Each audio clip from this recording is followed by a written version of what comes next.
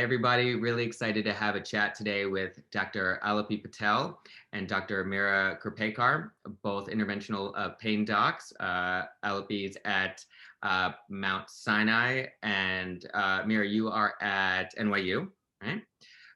And we have Dr. Mukta Chauhan, is a women's health physical therapist at Equilibrium Physical Therapy. So really excited. So let's just go around the horn and tell us a little bit about yourself and your background, and then we'll jump in. So I'm Meera Kirpekar. I'm an anesthesiologist, and then I did a fellowship in interventional pain, which is where I met Dr. Patel, and we became friends and trained together, and then also kind of developed our own platform together, the Female Pain Docs, along with a podcast called The Hurt, where we talk about women's pain, general health, and then also anesthesia-related topics. I'm Alopi Patel, and like you said, just similar to Meera, I'm also an anesthesiologist and pain-trained physician, and passionate about women's health, and that's what prompted us to make this podcast and really create conversation regarding women's health in general, as well as pelvic pain and what we can offer as pain physicians. Yeah. Hi, everyone. I'm Mukta Chauhan. I'm a pelvic floor physical therapist at Equilibrium Physical Therapy. My background is in orthopedics, but I developed interest in women's health, and I started training in pelvic health, women's, men's health. You know, there are different terms for it. And I've been working in this field for about, I think, 5 or 6 years. Treat different kinds of dysfunctions, from pelvic floor dysfunction, bladder, bowel, dysfunctions, etc. We'll talk about it. Yeah, excellent. So really excited. I'm going to be a little bit more quiet in this interview today, because I'm going to let you three take the lead. But I just think this is just such a cool topic to discuss, because there's a lot of stigma associated. There's a lack of patient-reported information, because there's privacy issues, and there's and also it's an emerging issue in rehab in general, both I think in medicine and in physical therapy. And a number of years ago, we finally recognized that the American Physical Therapy Association a board certification for women's health, which is really exciting, that this type of information is becoming a lot more accessible to the public, and then there's a lot more enhanced clinical training as well. So yeah, welcome. Really excited to jump in today. So thanks everyone for being here. Thanks for having us. Yeah. So let's talk a little bit about the women's health specialty and the type of patients you see, and what common questions that you're asked, or what you'd like to enlighten both the clinical and the patient population about. So Dr. Patel, you want to start us off? Yeah. So there is no sort of fellowship in women's health in pain itself. So our training is interventional pain medicine, and we focus on women-centric sort of diseases like migraines, to a certain degree, fibromyalgia, but really pelvic pain in general, from the interventional pain physician's point of view, was something that we really had to kind of understand and teach ourselves over fellowship and after fellowship, as when we were new attendings as well. And that's one of the reasons we were actually empowered to do a lot of self-teaching in the beginning, before, because there isn't that much awareness regarding it, right? So in terms of pelvic pain in general, there are so many different providers that might see a pelvic pain patient, and there's really no algorithm. There's no international algorithm. There's no domestic algorithm in terms of pelvic pain, in terms of, you go to a gynecologist first, or a urologist and a physiatrist. So really knowing where a physician or a physical therapist, or any other person that might be important in terms of the treatment falls into this, is very important, which is why it's also important to create conversation, because oftentimes patients are their best advocate. And I remind them that you are your best advocate. You know your body the best. So knowing more information about your body, your symptoms, by creating these conversations, can often help patients understand and be a part of the decision making as well, in terms of understanding the diagnosis and treatment. So long story short, education is one of the most important things in terms of pelvic pain, especially, and especially women's health related topics as well. I agree. I mean, what ends up happening a lot of times is that the patient goes to so many different specialists, whether that's physicians, physical therapy, acupuncture, various other therapies. By the time they either get to us, or in general, they're a lot of times frustrated because they're basically kind of just bouncing around from person to person.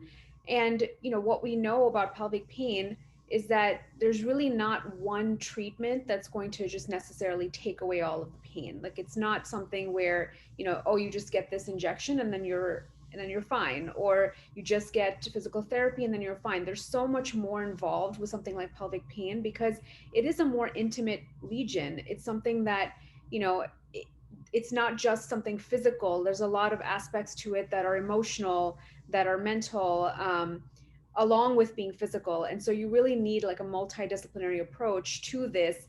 And so the earlier they kind of get plugged into all of the different people, all the different providers that could be helpful, the better. And that often doesn't happen because there isn't as much awareness around treating pelvic pain. And so we're trying to, along with you guys, like trying to change that so that the patients do get plugged into the right people, and they really just get on a good path towards healing. Yeah, Yeah. that's awesome. And then Mukta, you can tell us a little bit about kind of your point of view, and while we're talking about awareness, right, and how to avoid patients from falling through the cracks in the medical system. I think that happens in a lot of subspecialties where patients have a hard time getting to the right provider. How do you feel? And now that we do have direct access and we do a lot of education in PT, how do you feel is the best way to kind of connect with physiatry and interventional medicine in a women's health specialty? How do we communicate with the patients to direct them in the right way to the right specialists? Yeah, I agree with Dr. K and Dr. P completely. There is such lack of awareness in this field. And it's interesting that, it's the lack of awareness is equally in both men and women. It's not like men just, come forward and talk about their condition so openly. It's actually, I feel that women still feel somewhat comfortable sharing this aspect of their, health, but men have a huge problem, discussing this with their doctors. So a lot of times, how I got into this is basically, treating low back pain and hip pains, which were not getting better. And then I would, start asking questions about their sexual health or bladder or bowel health. And these patients then would open up. But these are some of the questions that are always on the questionnaire. But these patients, they think like, I don't get how my hip pain would be connected to these conditions. So they sometimes just, skip those questions or don't answer. And unless you have that kind of rapport, and I think PTs are super lucky in this, aspect, because patients are coming more regularly to see us. At least we see them once a week. So I think that really helps build that rapport, and they open up to us, both men and women. And, that's where I start kind of my education, like how pelvic floor, not just the muscles, but the entire system, the joints, the nerves, the ligaments, and everything, and how it could be impacting their condition. So sometimes I send them back, if their pain is really not improving, and I feel like the problem is kind of stemming from the pelvic region, then I kind of either send them to a urologist or a gynecologist, or a pain doctor if I don't think they need to see the gynecologist or urologist first. So yeah.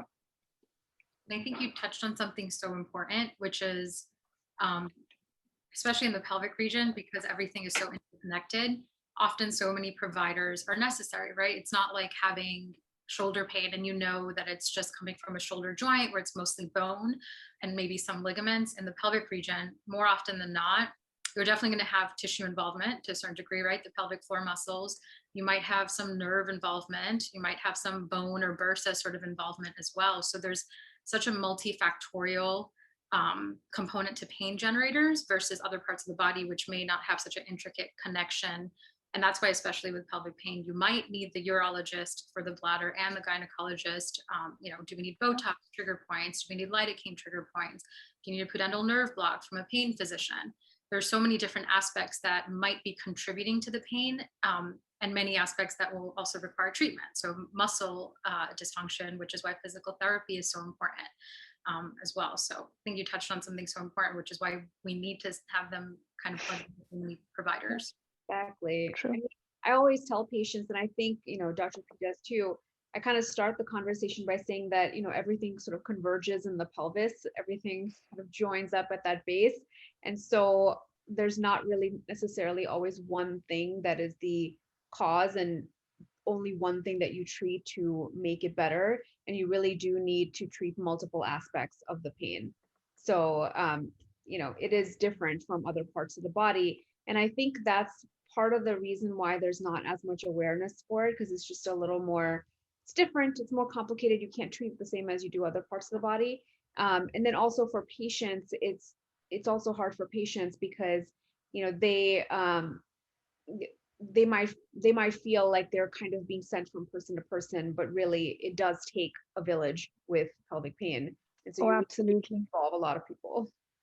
Yeah. I think you guys all touched on an important point that, patients do have to be their own advocates. And part of this is educating the patient on how to talk to healthcare providers too. Like, we all kind of have our specialty. We all kind of lean toward educating in a way that we're used to within kind of our niche. But, it takes the patient to ask the right questions and to have that awareness to help guide your providers as well. So I think, that's why, I love the position that physical therapists are in now, in that we do refer out quite a bit, and we see the patients so consistently week in, week out, and develop relationships with them. And hopefully there's a comfort level where, some of these things can be teased out. We can educate them and they can help us guide them to the right providers as well. And then having specialists like you guys that really will take a keen look and know, how to deal with some of these types of pathology diagnoses sensitively, and then also know the best treatments on how to incorporate kind of that multidisciplinary approach. Is yes, you guys all kind of touched on that. It was great. Yeah, cool. So let's talk about some pathologies. Let's kind of go through, and I'll let you guys kind of guide the conversations, but I think it'd be really great to educate the public about what to keep an eye out for, what kind of pain presentations, subjective, objective reports, and then, maybe we'll go into talking about some of the treatments that we do in physical therapy and then in pain management. Obviously not one, not one treatment fits every pathology in every patient, but just to kind of give patients an overview of what's out there in terms of the pain and dysfunction, and then what's out there in terms of treatment options. So, yeah, Dr. K, you want to start this one? Sure. So one of the most common diagnoses or pathologies that I think both Dr. P and I see is pudendal neuralgia. It's just such a huge one that we see very often, but it's also one that gets missed a lot of the time by a lot of healthcare professionals, even though it does affect up to a very large percentage of the population, somewhere around 1%. So it's a huge number of patients that actually have this at some point in their life, but it gets missed a lot of the time. And it happens for so many different reasons. It used to be called cyclist syndrome. So it used to be more prevalent amongst competitive women cyclists. So it was like sitting.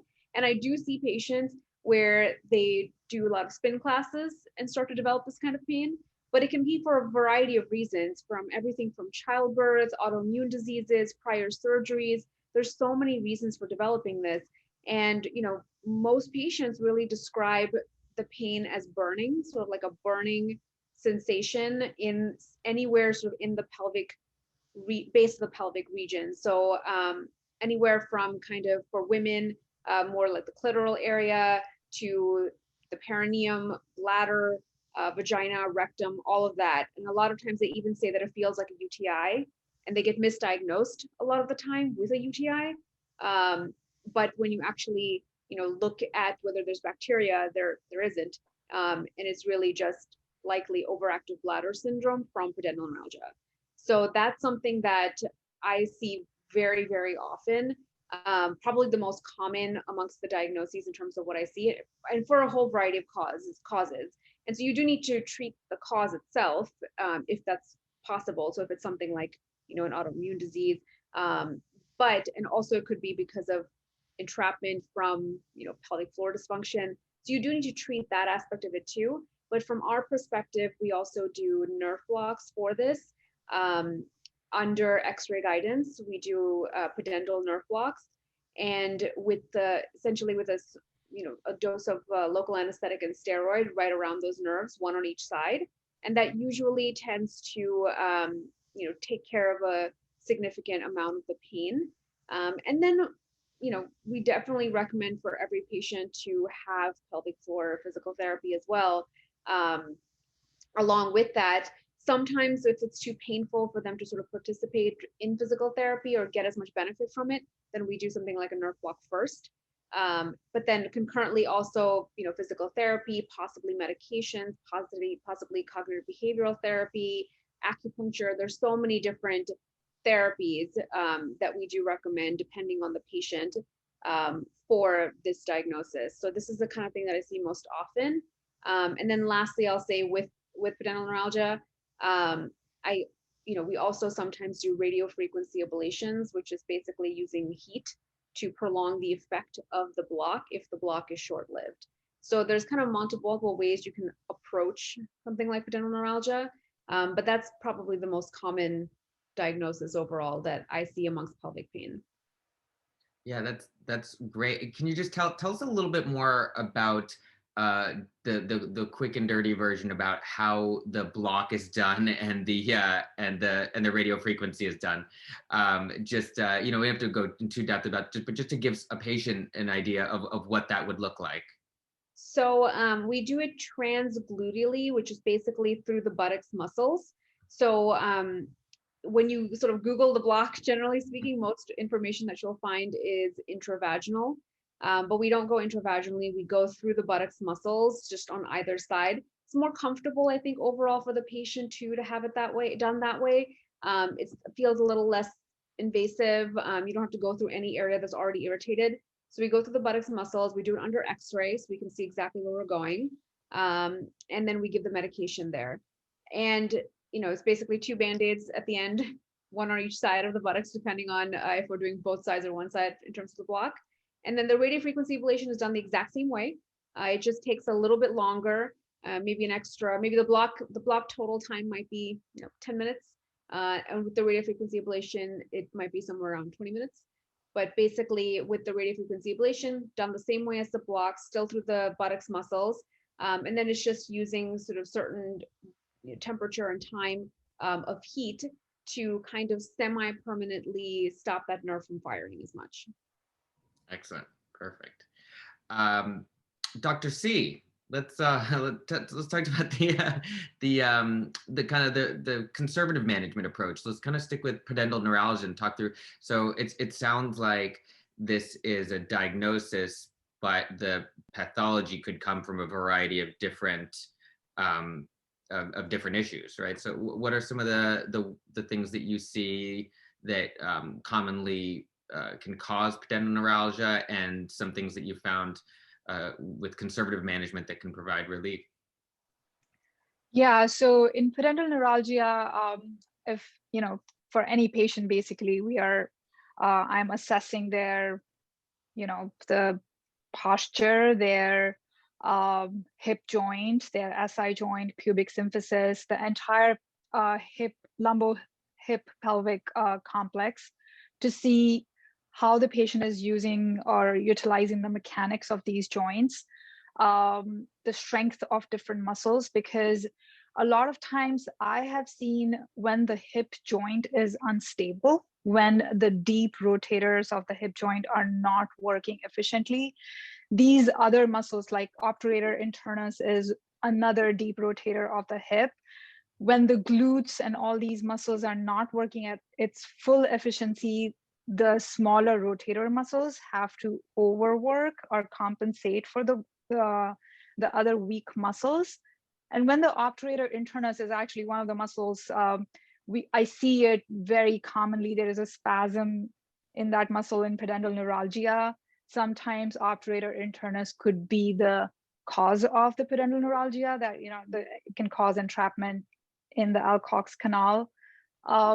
So treating the obturator internus would be my primary goal, but again, just doing the treatment, the trigger point treatment of the obturator doesn't work in its entirety either, because we have to kind of address then why the obturator internus is in spasm to begin with. And a lot of times improving the mechanics of the entire lumbo hip pelvic complex reduces the tension from the obturator internus. So in my clinical practice, it's almost like, I used to work on these muscles a lot, and now I'm kind of moving away. Like, I do not need to do so much internal work. It's just like we discussed before, it's such an, like, everything kind of concentrates there. Everything is kind of getting connected to the pelvic region. But we have to really take into consideration, like, the patient could also have low back pain, and the way they are sitting, just like, how Dr. K mentioned, it's used to be called cyclist syndrome. So, in the entire, 2020, people have been just sitting and doing, work from home, sitting longer hours than usual. I think a lot of my patients have told me that their pain actually got worse in 2020. So improving the posture, giving them ideas how they can change the position of sitting, getting up, like changing that, a little bit of cognitive behavioral therapy, PTs do too, giving them ideas how they can incorporate, easy exercises, getting up and stretching their backs and pelvic floor, pelvic region.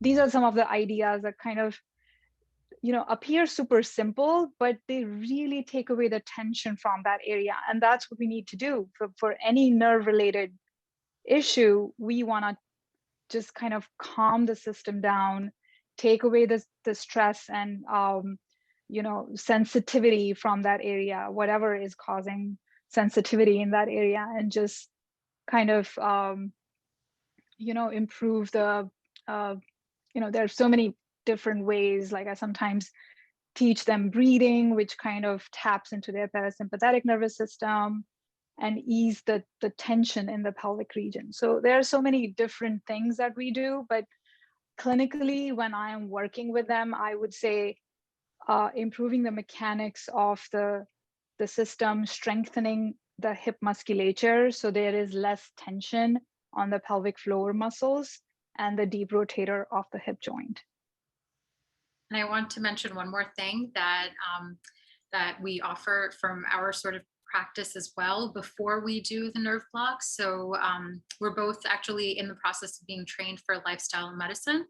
And lifestyle medicine is essentially, for all sort of chronic illnesses, including chronic pain, addresses many different aspects that might make pain worse. So including sleep, nutrition, stress relief, limiting sort of toxic substances and whatnot. So in terms of our pelvic pain patients, we really do also offer a lot of counseling. So for example, our pudendal neuralgia patients, like Mukta was mentioning, we really do talk to them about, their biomechanics to a certain degree. I've had a ton of patients who've recently in the last year too, same thing, working from home, saying, like, I asked them, what type of chair do you sit in? How long do you sit for? How do you sit? So obviously you're the experts in terms of biomechanics, but I do kind of touch into that. I talk about their nutrition, their diet, because we know that there are foods that are more inflammatory, and then there are other foods that help with inflammation, including nerve pain and pain in general. So oftentimes the sugar and the processed foods can make pain perception worse. Hydration in general, again, causing dehydration in the pelvic floor muscles, and dehydration in general can increase muscle spasm and muscle irritation of the nerves. Sleep, as we know, is a big sort of goes hand in hand with pain perception and just recovery from pain, as well as mindfulness and breathing techniques as well. So we counsel them a lot on this. I know, Mukta, you actually teach them diaphragmatic breathing, which is great. I talk to them about mindfulness, breathing exercises, meditation. Yoga Nidra is another one that some of my patients have been looking into. But it's all sort of has to go hand in hand with lifestyle modification counseling for chronic pain. And for pudendal neuralgia, especially, a lot of patients do benefit from having this comprehensive approach prior to nerve injections, which obviously to a certain degree, they're there is a place for nerve injections in a lot of patients, but many patients do actually get better with the conservative therapies, with physical therapy and lifestyle modifications. One of the things that I actually you guys mentioned in the Heard podcast, which is great, by the way. I listened to all of them, the 10 episodes today. It's like oh, probably we can cut this part. Yeah, but definitely it was really good, very informative. And the thing that I really like about the podcast is they're short episodes, so you can just finish them in one commute. You know, it's not like, okay, I'm gonna have to listen to this podcast for 3 consecutive days. So, and the information provided by you is like super simplified. It's so easy to follow. So I'm definitely going to ask my patients to, listen to it. But in the podcast, one of the things that was really interesting for me, the thing that you discussed about how the pain is perceived or is processed differently in males and females. Would love to hear again about it.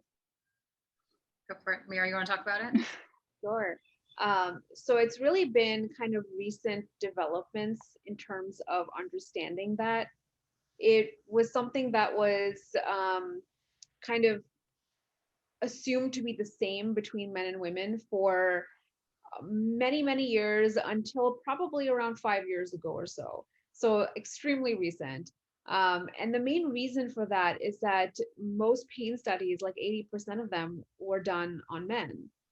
Women were just eliminated from pain studies because of one of the major things that why they perceive pain differently in the first place is hormonal changes, because they go through menstruation, pregnancy, menopause, and all of these things change how women process pain, but they were too complicated to sort of add into the mix in terms of studies because it was just, messing with the data essentially. And so they decided that it would just be easier to eliminate women patients and just focus on men patients as far as developing treatments and medications and all that for pain. And also just seeing, how pain is even presents for different things amongst men, really. And so with that kind of in 2016 is when the NIH actually made it a requirement that you need to justify if you're only focusing a study on a particular gender, you have to justify it. And so that essentially is what led to including women in pain studies. And then they discovered that they don't actually process pain the same way. And there are multiple reasons for that.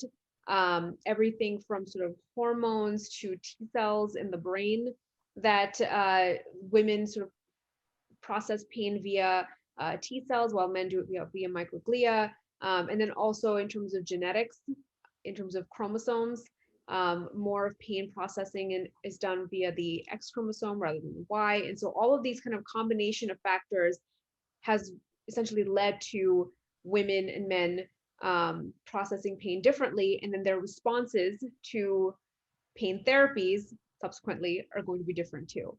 And so that's kind of been a major development in the past really 5 years or so. And I'll actually hand it off to Dr. P to talk a little bit more about hormones, because that's a pretty major one in terms of how pain is processed differently between men and women. So there was actually a big push. I don't know if this is going to be a part of all of it because I can talk for hours about this, but there was a big push towards understanding how men and women present differently clinically in really the 1990s. So Barbara Healy was the first woman NIH director, and she was a cardiologist, and she basically was saying that women are presenting differently with cardiovascular symptoms and heart attacks.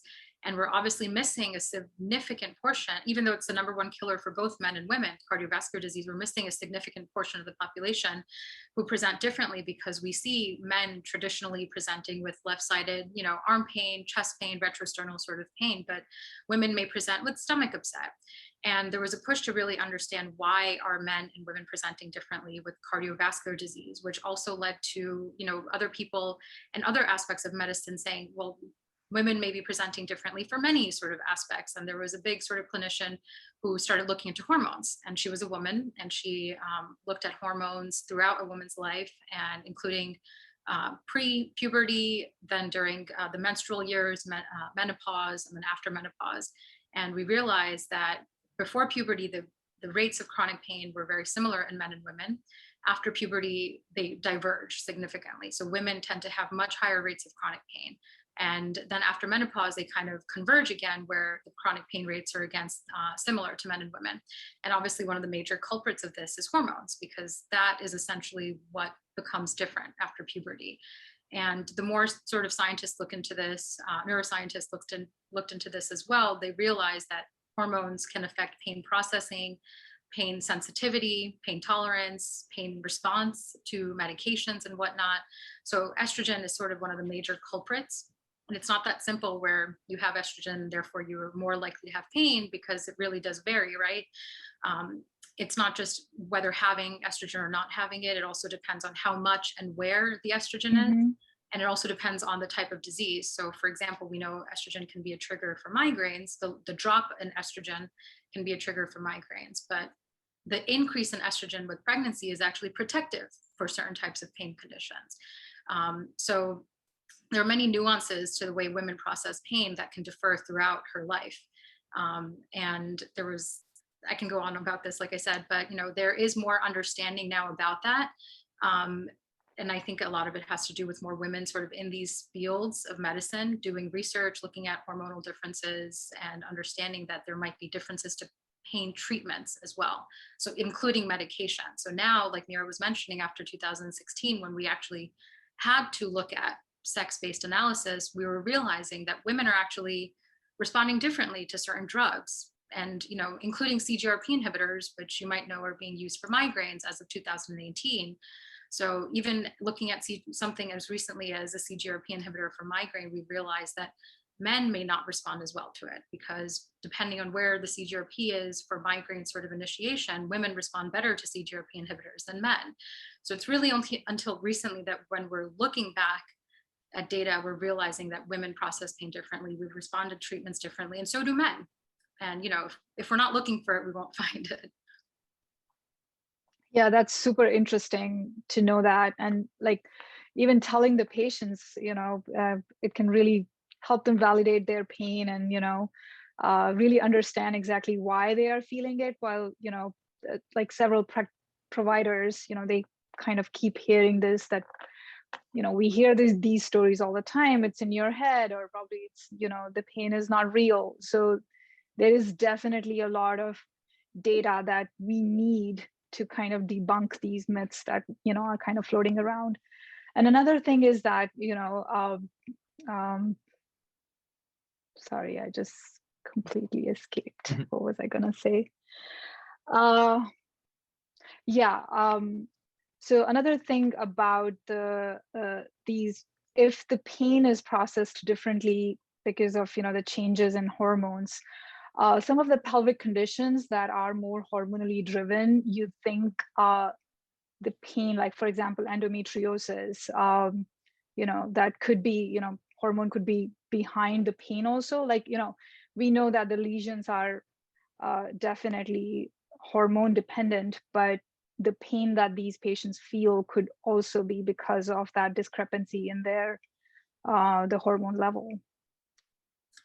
I believe so. And there is actually a study being done on this. I forget, there was like a catchy name to it. I remember reading about it a few months ago, and I don't remember off the top of my head, but it has a catchy name associated with it. And it's looking at exactly what you were talking about, essentially hormone.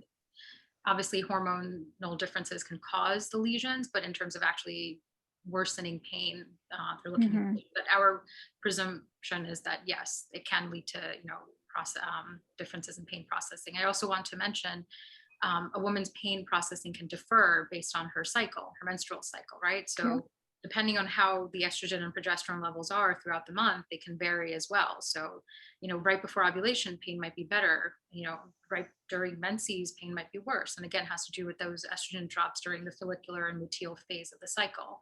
And not every woman fits this 28-day cycle where that on day 10, I will have, better pain or whatever it may be. So, there are many nuances, which is why almost all this consensus sort of not guidelines, but recommendations are, it can be a factor affecting pain, but it's not the only factor affecting pain, these hormonal differences.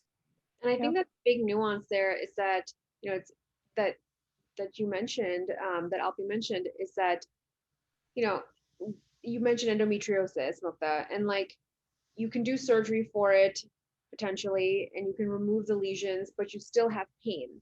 The pain doesn't necessarily go away. So pain is not so simple as you see something on an MRI and you take it out and then you should be fine now.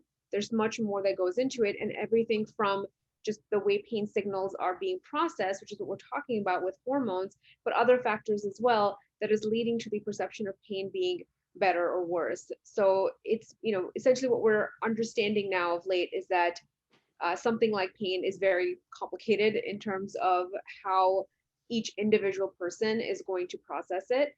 And so you can't really just kind of put a blanket, do this for anyone. It has to be really individualized, because each person, depending on their sort of personal things that they're going through in terms of their life, but then also in terms of their hormones, all of that is going to vary by person to person. So it really has to be individualized. And that goes back to the biopsychosocial approach. Social, yeah. Exactly, how we are all now understanding is really the ideal way to approach pain, right? So it's not just hormones biologically, but also the psychosocial aspects. Yeah, there's been a lot of awareness about pain science over the past decade, which I think is amazing. And of course, the John Sarno book, was really popular with mind over back pain. And then there's that was like the one that caught everybody's attention. But thinking well beyond back pain and the central nervous system's control.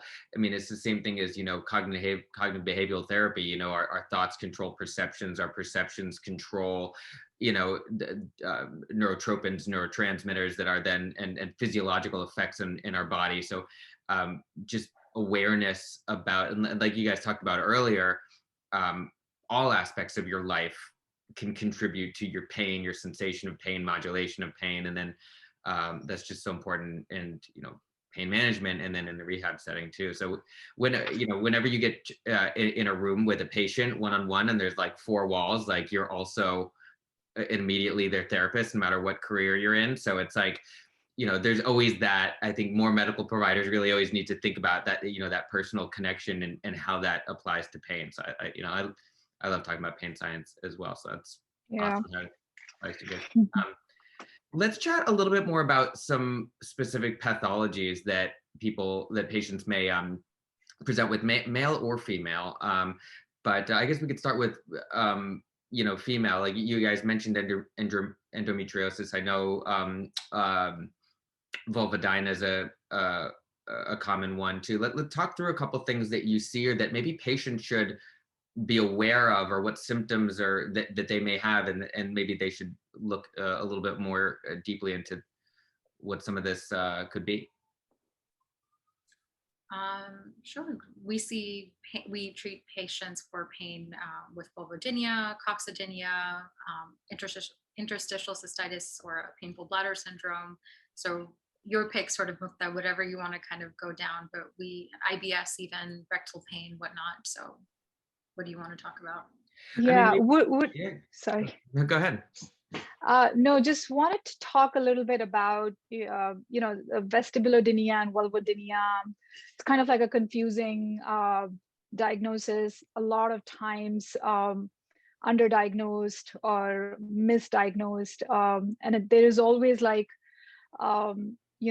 what exactly is the cause of it? Now, a lot of people in PT, they would come in that they had a very long history of UTI or yeast infection, and they wonder if that kind of started their pain. I know that vulvodynia and vestibulodynia could result from neuroproliferative syndrome as well. But how do you diagnose when a person comes in? I know that history is a huge part of it, but in terms of like nerve blocks, I really wanted to know about this. Like, how do you differentially diagnose these patients who is coming, because pudendal neuralgia can also potentially cause pain in vulva as well. So how do you guys differentially diagnose these patients, and what is typically treatment looks like?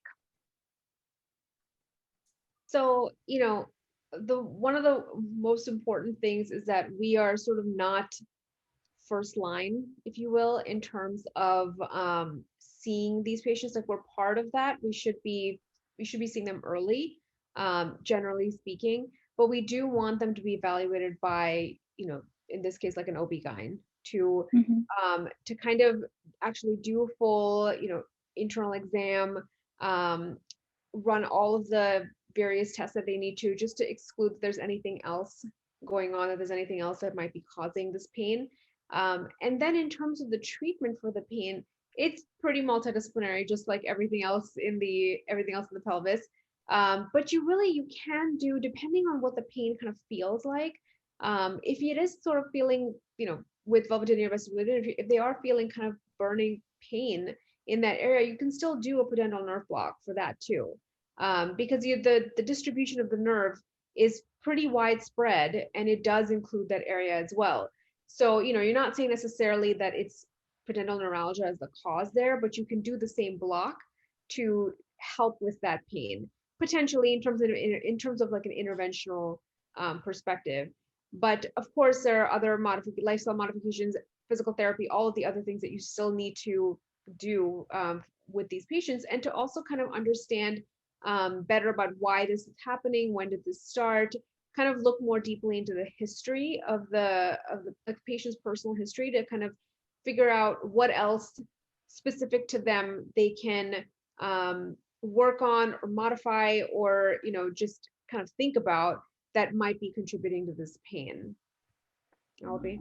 How often do you do these blocks as part of the diagnostic process? I know in low back pain, it is, sometimes that's part of the diagnostic sequence. Is that come into play here for you? Do you guys get referred to by PTs and OBs in the diagnostic process with doing some of these pain management techniques? The block is sort of both diagnostic and therapeutic. So it's meant to kind of help diagnose that this nerve is involved, or at least some of the branches of this nerve is involved in the pain. And then hopefully therapeutic in that it also helps with the pain in a more longer term, months to years process as well. So it's meant to be both. And if the block is, say, successful but doesn't provide sustainable relief, is that when you would kind of look more toward radio frequency or in some additional options there? Yeah, exactly. My kind of personal threshold, if you will, is like I always evaluate patients at the 2-week mark in terms of post the block, and see how they did over the course of 2 weeks.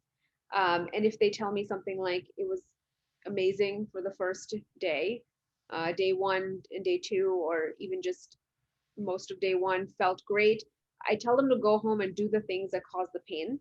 So try to bring it on after the block, immediately in the post block, sort of when that local anesthetic is working and its best. The steroid hasn't taken effect yet, but the local anesthetic is working. That's when I ask them to go home and do the things that typically cause the pain, whatever those things might be, whether that's going to the bathroom, whether that's sitting, whatever it might be that's causing that pain, to go home and try to test it out and see how much better they feel. And then if they feel like it's a significant amount of pain relief, at least 50% or more, but it's very short-lived, and I would see that at the 2-week mark, that's when I would proceed to a radiofrequency ablation if it was short-lived. I will say a lot of times the block does work as a therapeutic measure, not just diagnostic, and the block itself can last for several months just by itself. So not a lot of patients necessarily have to proceed to a radiofrequency ablation, but it is an option if they need that. And what would you say after getting this block? Can the patients, continue with PT, or they should, take a little break? How does that work? Working with PT? I always recommend PT in conjunction, especially if they're feeling better. It's really the best time to get the most work in.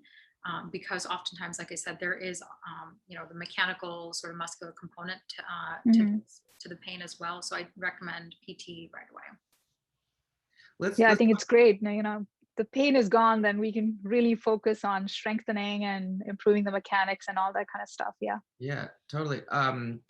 Mukta, talk to us a little bit about what you can do in PT and maybe touch on internal work versus external work, biofeedback, some of the tools that we have to use in the rehab setting that can help with training the pelvic floor musculature, and what does that really look like? What does pelvic health PT look like, and what are some of the the methods you use?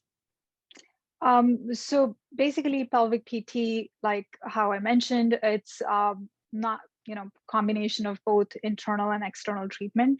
Externally, we are assessing the low back, pelvis, hip, all the way to the foot sometimes, because, foot actually really affects the pelvic floor. They are kind of connected neurologically as well. Internally, I would assess different muscles of the that consist pelvic floor,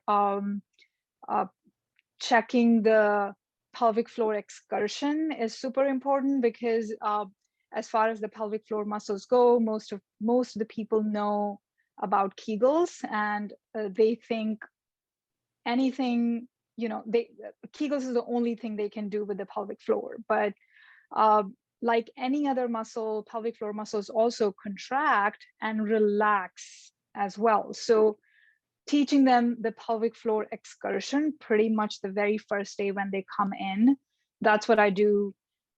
Teach them how they can perform that at home using a mirror, which acts as a biofeedback as well. If they, for any reason, they cannot improve that awareness with using physical means, that's when I think about using the biofeedback device, which is an internal sensor that can be put vaginally or rectally, and it kind of senses the activity of the pelvic floor muscles that they can see on a screen. So a lot of times patients usually do not have a very good awareness of pelvic floor. These muscles work kind of, they have voluntary contraction as well, but most of the times with bladder and bowel function, they kind of work on their own. So we're not really thinking, oh, I should be relaxing my pelvic floor in order to pee. It just happens automatically. So bringing that awareness and how these muscles work is something which is super important for any kind of dysfunction we see, whether it's related to pain or not being able to have a bowel movement or weakness of these muscles. So kind of teaching that with biofeedback could be super helpful as well. If the patient doesn't have, they just cannot, improve that awareness. So that's is also done. And once they have good awareness, then I'm not afraid that they would be overdoing Kegels, because then they would know that, the pelvic floor muscles are just going to go through the entire excursion. If they are tightening it, they're going to need to relax it as well, just like any other muscle. So this is something really, so patients could learn how to use this biofeedback device in PT, and then they could purchase their own, right, to use at home and help with understanding when musculature is activated, when it's relaxed, so they can see it visually. And then once you see it visually, you can start to really, your perception of it more consciously is on when you're contracted and relaxed. That's the goal of this. And are these accessible, for patients to buy on their own? So the biofeedback that I'm talking about is more clinical. It's I don't think that they can buy the one that use in the clinic usually, which has like the screen and it really clearly shows the activity of these muscles. The other one they can purchase, like LV is one of the popular ones. They can just hook it up to their phone, and it just kind of shows. It doesn't have the accuracy of the biofeedback that we use in the clinic, but it still gives a little sense, better sense of the activity of these pelvic floor muscles. But I always tell my patients, like, you really need to kind of pay attention to that area, and it's almost like a meditation when you're doing pelvic floor exercises. Without that, you can just probably won't really feel what exactly is going on. So they have to really pay attention. So Dr. P, tell us a little bit about the diagnostic process of different types of nerve pain and how you think about that and how you go about diagnosing different nerve-related pathology. Yeah, so and Dr. K mentioned this earlier, a lot of our sort of assessment from a pain physician point of view comes from a very thorough history taking. So we have targeted questions that we ask, and we also want detailed answers from the patient so we can understand what nerves are involved. And as pain physicians, often we think about what is causing the pain in terms of muscles, nerves, and bones, and then also soft tissue. But often as pain physicians, what we can help the most with is what nerves are involved, because the nerves are essentially giving or delivering the pain. So we want to understand what nerves can we help treat, and oftentimes, depending on what nerves are being involved, we can treat accordingly with an injection. And again, this also kind of, the history goes hand in hand with this, so we can understand what nerves are involved, because there are nerves that come centrally, there are nerves that are part of nerve roots, there are peripheral nerves, sympathetic mediated nerves, and oftentimes a thorough history will help us understand where most of their pain sort of sensation is coming from. So if it's sympathetic mediated is what we call some types of pain, then we'll do a certain type of nerve block versus something that might be more localized and, burning or stinging like pudendal neuralgia, that would be more of a peripheral nerve that we would want to think about. So really having a thorough history will help us understand where we might be able to help in terms of nerve injections. Yeah, I think that's a really important thing to understand and differentiate. I think, when in the world of orthopedic low back pain, spinal pain, we're talking about these are peripheral blocks. So what we spend a lot of time talking about here today is sympathetic blocks. So I think that's super important to understand and differentiate from an educational perspective for our patients, because a block just sounds like a block, but these are very different strategies, very different targets, right? Cool. Anything? Are there any parasympathetic activation injections too? We should just like inject. Meditation is the best parasympathetic mediated injection you can do. You're right. I really do tell patients that. I was like, some patients are very interested in knowing about the nerves, and then I talk about parasympathectomy and meditation, mindfulness, biofeedback. Yeah, it's hard to tell that to patients in New York. It's like, can you just tell us the quick fix? Right. Some patients are interested in it. Yeah.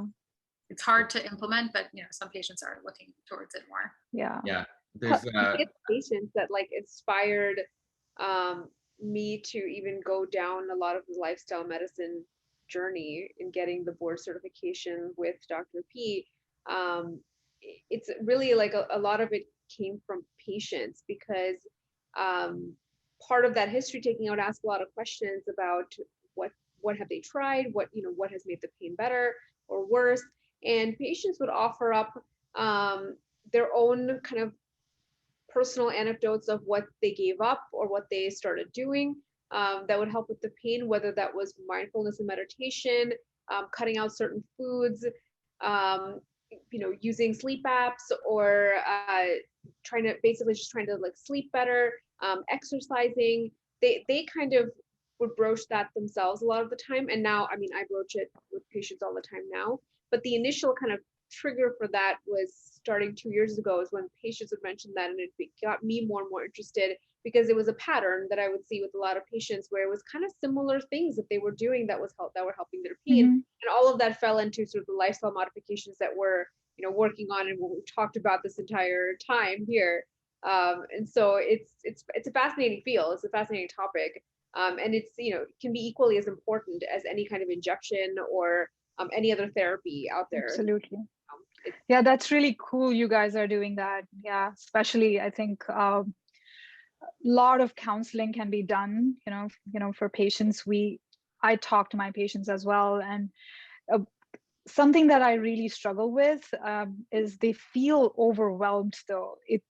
They always talk about, oh, wow, like taking care of myself is a chore. Like, it's so much I need to do. And sometimes I tell them, you know what, you don't need to follow a very strict regime either. Like it's almost like you're trying to figure out what works for you and what doesn't. So it's not like you're gonna stop eating everything at the same time. You just like eliminate one thing at a time and just see if it's working for you or not, and then go from there. So yeah, I hear this quite a lot, that they feel overwhelmed, so much to do. So it's important, like, if you guys, from the very beginning can counsel them, and they don't have to kind of go from one practitioner to the other just to kind of like hear these same things. I think that could be super helpful for them. Yeah. It also helps with accountability because, they hear from you, Mukta, as a physical therapist, and they come to us, we remind them, and then there are other physicians who might remind them too. So it helps with accountability. Yeah. Multiple professionals are talking to them about this. We like accountability. Sometimes we just throw some old-fashioned guilt in there too. That helps. But no, I mean, compliance is always an issue. But when we focus as healthcare providers on education and not just what we're doing, but why we're doing it, and getting that buy-in, that's really a part of the process, and that's part of the pain science. That's part of the there's actually some great research on the patient experience coming in, the care coordinators, the front desk, and how that affects their outcomes. And there's a whole aspect of healthcare that's not just the physical treatment that they're receiving. And I think that's awesome how you guys are incorporating lifestyle medicine into interventional pain, because when we refer to surgeons or pain docs, some of our patients like, oh no, I don't want an injection, I don't want that. Where we're trying to reduce the stigma for interventional pain, just like we try to reduce the stigma from anything else. And then if we're sending them to pain management specialists who are also taking care to understand their lifestyle and other aspects of their pain management and their kind of lifestyle changes, that's just like, it's going to make patients even more comfortable to want to see practitioners like you, who will eventually be injecting them if they need it, but knowing that they're getting all the alternatives and all the options, yeah, seeing them as a whole person rather than just a diagnosis. And it goes back to all types of pain, not just pelvic pain, right? So it's like, I love doing knee injections. They're great. Gel injections, they're great. But if I can counsel a patient on weight loss and, healthy eating and exercise and get them to actually physically reduce weight, that's going to also reduce their pain on top of the injections. And we often, have become this problem-centric, focused on, what actually is causing the pain, but there might be many aspects that are worsening the pain as well. And patients do appreciate that when I remind them that, hey, you're seeing me for knee pain, but you're also seeing an endocrinologist and they're counseling you on nutrition.